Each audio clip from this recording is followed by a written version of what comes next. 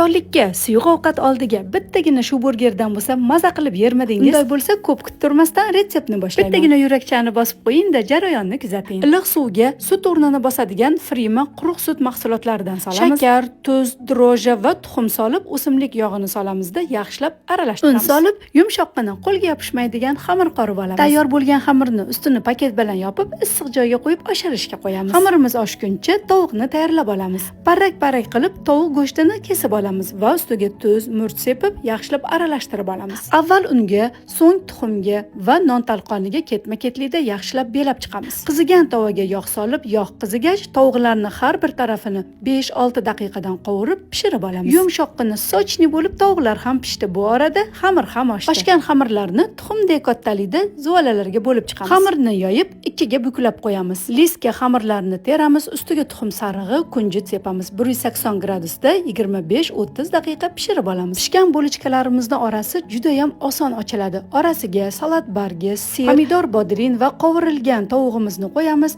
Mayonez, ketchup bilan bezatib chiqamiz. Mazali burgerlar tayyor bo'ldi. Siz ham albatta tayyorlab ko'ring va yaqinlaringizga yuboring. Agar ishtahangiz ochilsa, Robiyangiznikiga iftorga keling.